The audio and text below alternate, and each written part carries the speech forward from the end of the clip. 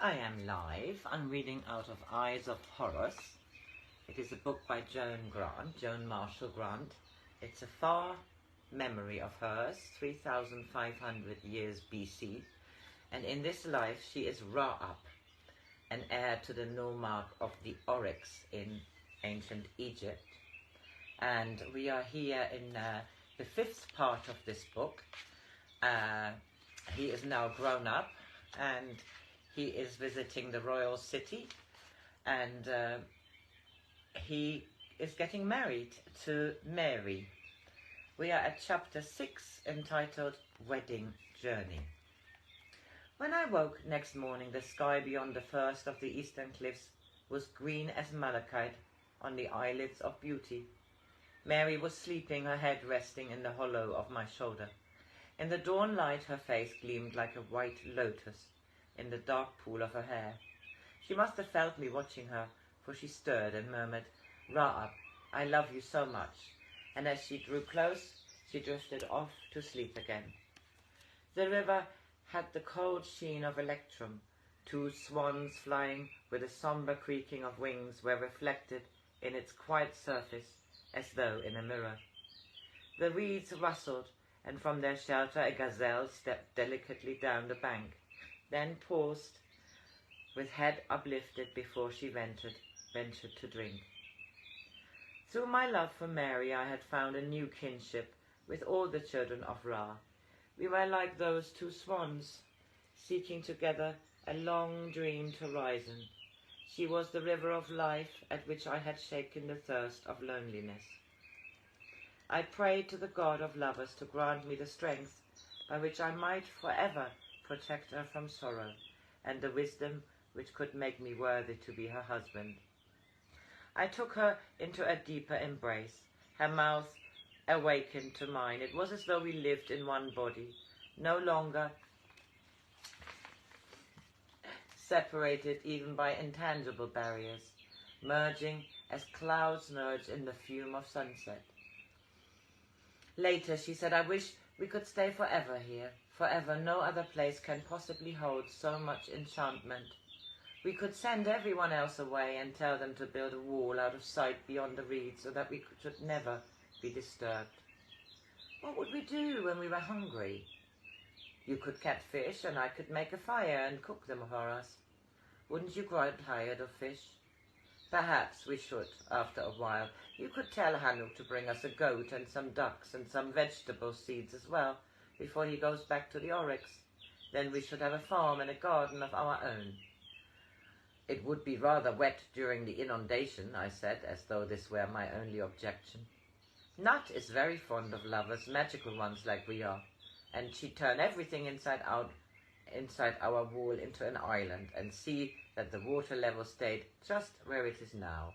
Or shall we have it about a cubit higher, so that the papyrus can grow nearer?" "Not a cubit. I think 5 thumbs joints would be enough." "Yes, I agree. You must always be very careful to be sure of exactly what you want before asking Nut for it. Do you remember the story of the farmer who prayed for rain and forgot to say how much he wanted? Nut watched his farm away to teach him to be more careful in future. I thought it was rather unkind of her, until someone explained to me that it was no use praying unless you knew what to pray for. I prayed for you, Mary, at least 3 times a day since the first time I dreamt of the river. I prayed for you too, though when I was very small I didn't realize it was you I was looking for. I wanted to find someone just like me, only nicer. Someone who would always know exactly why I did things, even if I knew the things were silly, and with whom I should never be lonely anymore. Who would love me all the time, always, not because of what I did, but just for being the other half of himself. I wish I had been a poet instead of a soldier, and then you wouldn't need a mirror to tell you how beautiful you are. No other woman gets more beautiful every day like you do. I'm glad we are beautiful all over, aren't you, Ra, and don't really need to wear any clothes? I suppose we shall have to wear some clothes soon, for Hanuk said the boats would be ready an hour after dawn, and we shall have to start fairly soon if we are to reach home the day after tomorrow. Do you think everywhere will always seem so much the loveliest place that we ever want to move on. Doesn't moving on become only another adventure to share? Wherever we are will always be the loveliest place because of being together. Think how horrid this place would be if either of us wasn't here. Don't, Rob, don't say that even in fun. If you weren't here, this would be only a travelling pavilion of green and white stripes, with green matting on the floor, and your box on one side and mine on the other, and in the middle a mattress we slept on. And over there the flowers I wore yesterday, looking rather wilted, although I gave them water to drink. And the river would be only a place I couldn't bathe in because there might be crocodiles, and the reeds would be full of leopards wondering when to pounce on me. But I'd be crying so much I wouldn't notice. And what is it like when we are together? It is a little like Gnome of the Shining Land, which Ra has put on earth specially for us to live in. That's why we are so much happier than any other human beings have ever been. Hanuk looked relieved when he saw us coming down the path which led to the second clearing in the reeds, where he and the others had spent the night. The pavilion in which Kiaras had slept with the 3 girls had already been dismantled, and some of the servants had already left in one of the boats, so as to prepare food for us all at the next stopping place. Some of our people heard you were spending the night here on your way home, said Hanuk. They sent a spokesman to me at dawn, asking if they might bring you their greetings. Any large gathering of watchers would be dangerous, because it might arouse unwelcome curiosity. But only those who live near here have time to assemble, and even if they are noticed, it won't matter. When will we be there? Asked Mary. They're waiting a little further upriver until I let them know if you will see them. Of course we will, I said. What could be more natural than that they should want to see the woman who will rule in the name of the Oryx? Mary laughed like a delighted child. Rab, it will be so much more fun than the guests we had yesterday.